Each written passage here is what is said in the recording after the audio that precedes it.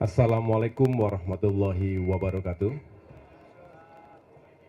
Selamat pagi menjelang siang, salam sejahtera dan semoga teman-teman media, wartawan dalam keadaan sehat walafiat. Pada kesempatan kali ini saya merasa terhormat karena didampingi oleh para menteri Kabinet Merah Putih. Yang pertama Menteri Keuangan Ibu Sri Mulyani Indrawati. Terima kasih Ibu Menkeu. Menteri Perhubungan Bapak Dudi Purwagandi, Menteri Pekerjaan Umum Bapak Dodi Hanggodo, Menteri BUMN Bapak Erick Thohir, Wakil Menteri Pariwisata Ibu Niluh Puspa, dan Bapak Sekretaris Kabinet Bapak Teddy Indra Wijaya.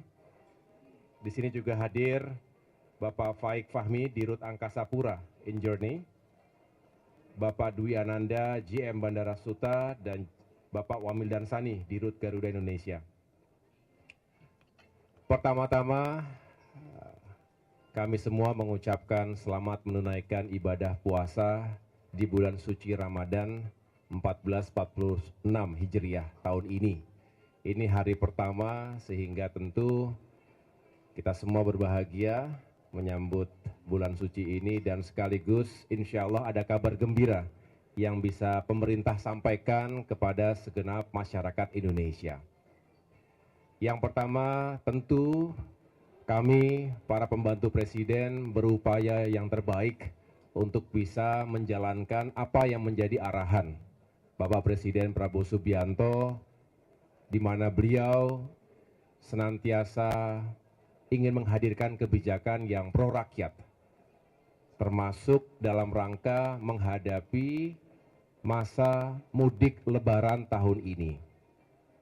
Beliau kemarin juga telah menyampaikan berbagai upaya, kebijakan, dan juga secara teknis mudah-mudahan bisa membantu masyarakat sehingga suasana di bulan suci ini semakin baik dan pada saatnya arus mudik juga arus balik itu bisa semakin aman, nyaman, dan menyenangkan.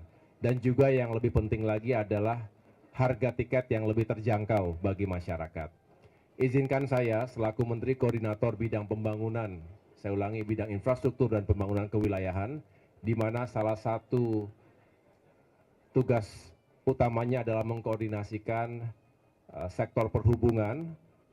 Maka pada kali ini kami ingin menyampaikan beberapa hal terkait kebijakan menjelang mudik lebaran.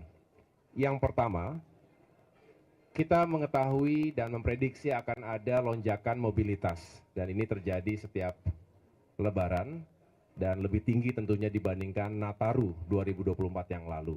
Oleh karena itu beberapa hal yang harus disiapkan, pertama terkait dengan infrastruktur jalan, baik jalan tol, jalan non-tol, dan berbagai fasilitas pendukung transportasi, baik darat, laut, udara, maupun perkereta apian, ini juga harus kita pastikan. Menteri Perhubungan, Menteri PU, setiap saat berupaya untuk menghadirkan fasilitas yang semakin baik, termasuk juga posko-posko keamanan, posko keselamatan, juga posko kesehatan yang juga harus dihadirkan di sejumlah titik.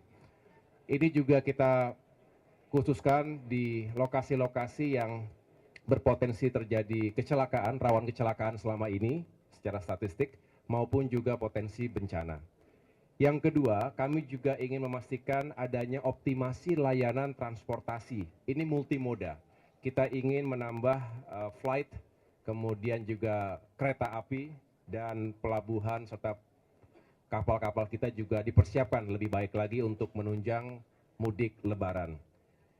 Posko terpadu lintas KL tadi juga saya sudah sampaikan, ini diharapkan juga bisa memonitor segala sesuatu yang terjadi di lapangan sehingga cepat untuk bisa mengambil keputusan dengan menggunakan sistem berbasis data termasuk AI. Kita berharap juga di sana sini dilakukan manajemen bahkan rekayasa lalu lintas jika diperlukan dan mendeteksi jika ada kepadatan yang terlalu berlebihan sehingga bisa diurai dengan mekanisme yang dijalankan oleh Kementerian Perhubungan maupun Korlantas Polri. Kita juga ingin memastikan bahwa menghindari segala bentuk kecelakaan, apalagi yang fatal. Kita ingin tegas untuk menertibkan odol. Truk-truk odol, over dimension, overload ini juga seringkali mengakibatkan kecelakaan lalu lintas. Ini tidak bisa dibiarkan. Kita ingin memastikan bahwa bukan hanya pengemudi, tapi juga para owner bertanggung jawab. Jangan sampai truk-truknya berlebihan kapasitas, terutama di jalan-jalan yang padat penduduk dan padat pengemudi, itu bisa menyebabkan kecelakaan di jalan. Kemudian kami juga sampaikan kebijakan lainnya terkait dengan upaya mengurai kemacetan. Kami juga sudah berkoordinasi dengan Kementerian Pan-RB terkait dengan mengurai kemacetan dengan cara flexible working arrangement, flexible work arrangement, atau dulu sering dikenal sebagai work from anywhere. Ini harapannya adalah kita bisa mendahulukan ataupun memulai distribusi mobilitas menjelang mudik lebaran lebih dulu, H-7.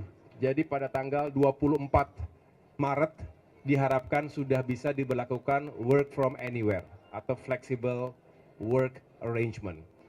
Ini diharapkan untuk mengurangi puncak-puncak kepadatan lalu lintas di hari-hari atau di malam-malam menjelang Idul Fitri. Kita tahu Idul Fitri nanti juga berhimpitan dengan Hari Raya Nyepi untuk saudara-saudara kita umat Hindu khususnya yang ada di Bali. Nah, ini kita harus atur benar supaya tidak terjadi penumpukan yang terlalu parah. Oleh karena itu harapannya dengan juga disesuaikan dengan sekolah, ya, libur-libur sekolah ini juga mudah-mudahan bisa menjadi solusi untuk mengurai kemacetan yang berlebihan. Kami juga ingin memastikan bahwa ada insentif, ya, penurunan harga tiket. Nah, kali ini kami ingin menyampaikan kepada masyarakat bahwa dengan berbagai upaya yang dilakukan oleh Kementerian Perhubungan, Kementerian BUMN khususnya, termasuk juga semua yang terkait atau sebagai stakeholders di bidang industri penerbangan, kita berhasil secara umum menurunkan biaya atau ongkos ke bandar udaraan, lalu mengurangi harga aftur di 37 bandara. Kemudian fuel surcharge itu juga bisa dikurangi sehingga itu sendiri agregatnya bisa seperti penurunan harga tiket di masa Nataru. Tapi yang lebih membahagiakan, terima kasih kepada Ibu Menteri Keuangan, kali ini ada insentif tambahan dari pemerintah berupa PPN. Sebagian ditanggung pemerintah sebesar 6%.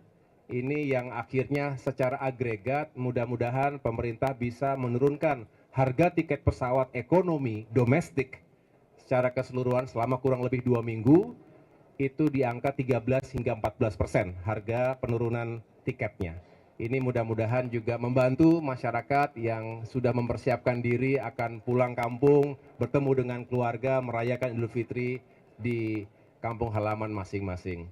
Itu yang menurut saya bisa saya sampaikan. Sekaligus saya juga menjelaskan dari Kementerian PU sudah berkoordinasi untuk pengguna jalan darat ada diskon 20% untuk tol di sejumlah atau di berbagai ruas jalan tol yang ada di Indonesia. Ini juga sebuah upaya untuk bisa mengurangi biaya perjalanan darat masyarakat kita. Selebihnya, Kementerian Perhubungan juga berupaya bersama dengan Kementerian BUMN untuk mengadakan mudik gratis 100.000 orang, baik itu bis, kereta api maupun kapal laut. Ini juga mudah-mudahan bisa sedikit membantu. Sekali lagi, Bapak Ibu sekalian, media, teman-teman media, mohon disampaikan kepada masyarakat luas, ini adalah upaya pemerintah tentu arahan dan direktif khusus dari Bapak Presiden Prabowo Subianto yang sekali lagi ingin membuat perjalanan masyarakat di bulan suci Ramadan khususnya Lebaran ini semakin aman, nyaman, terjangkau, dan menyenangkan. Demikian pernyataan pers dari saya. Terima kasih. Saya serahkan kepada Ibu Menteri. Terima kasih Pak Menko.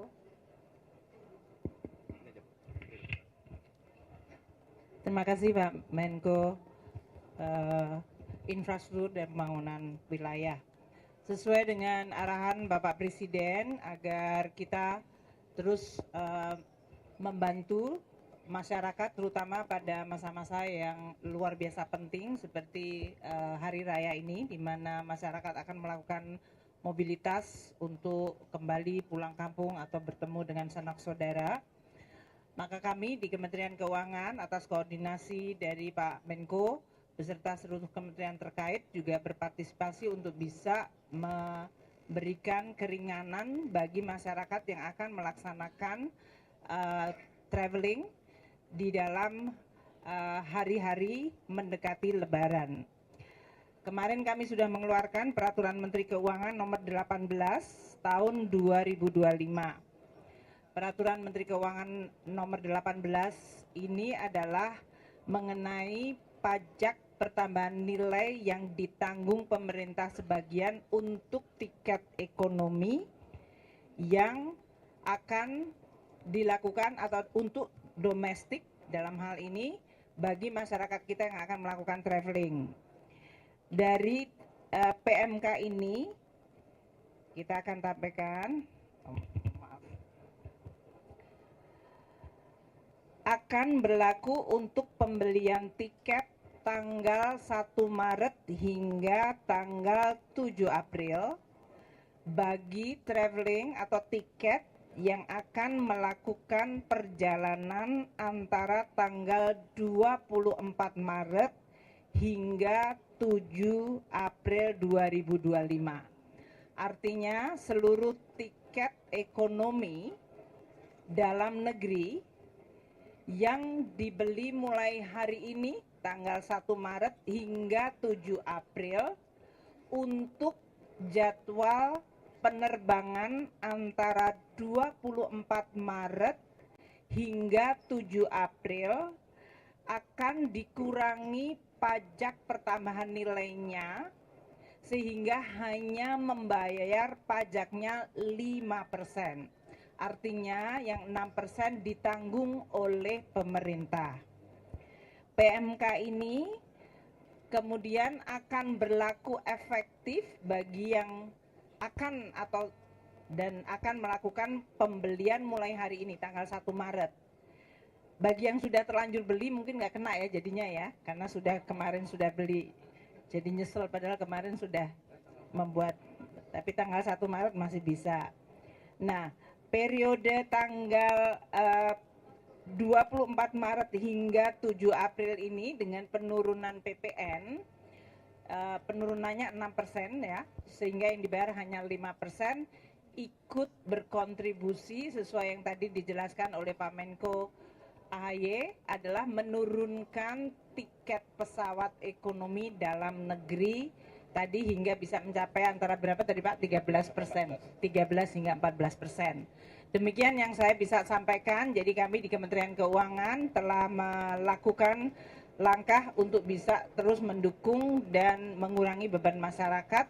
Meskipun pada saat yang sama kami juga tetap berkewajiban untuk mengumpulkan penerimaan negara untuk masyarakat juga. Terima kasih. Wassalamualaikum warahmatullahi wabarakatuh. Selamat menjalankan ibadah puasa.